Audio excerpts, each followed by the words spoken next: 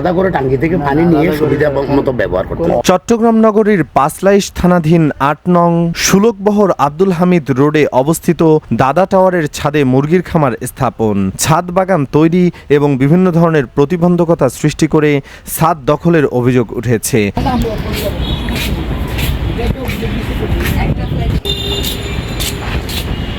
ভুক্তভোগী ফ্ল্যাট মালিকরা অভিযোগ করে জানান, ভবনের ছাদে মুরগির খামার স্থাপন এবং বিভিন্ন স্থাপনা নির্মাণের ফলে ছাদের স্বাভাবিক ব্যবহার ব্যাহত হচ্ছে। এছাড়া দুর্গন্ধ, শব্দদূষণ এবং পরিবেশগত নানা সমস্যার কারণে বাসিন্দাদের দৈনন্দিন জীবনযাত্রা কষ্টকর হয়ে উঠেছে।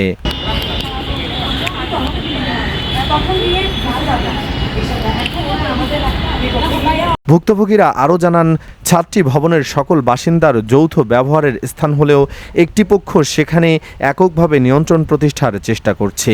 এতে ফ্ল্যাট মালিকদের মধ্যে অসন্তোষ দেখা দিয়েছে।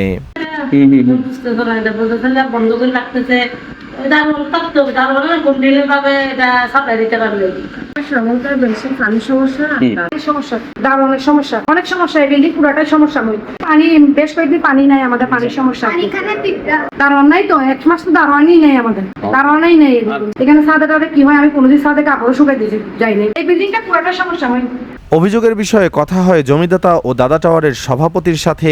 তিনি অভিযোগ অস্বীকার করে বলেন, ছাদে কোনো অবৈধ দখল বা বাসিন্দাদের ক্ষতির উদ্দেশ্যে কোনো কার্যক্রম পরিচালিত হচ্ছে না। বিভিন্ন ফ্ল্যাটের বিভিন্ন মালিক মনে করতেছে কি এখানে এক একজনে আলাদা করে টাঙ্কি থেকে পানি নিয়ে সুবিধা মতো ব্যবহার করতে হবে। ওরা মনে করে কি এখানে এই মুরগি, এই যে গাছ, এগুলো তো সবগুলোতে পানি আমরা অ্যাভেলেবেল দিতে পারি, ওরা পানি পায় না।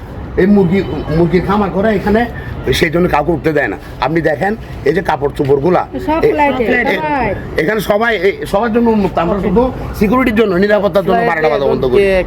এখন কেউ যদি এলোমেলো ভাবে আমাদের পারে। এদিকে ভবনের বাসিন্দারা সুষ্ঠু তদন্তের মাধ্যমে প্রকৃত ঘটনা উদ্ঘাটন এবং প্রশাসনের হস্তক্ষেপে ছাদ দখল সহ বিদ্যমান বিভিন্ন সমস্যার সমাধান দাবি করেছেন দাদা টাওয়ারের ফ্ল্যাট মালিকরা।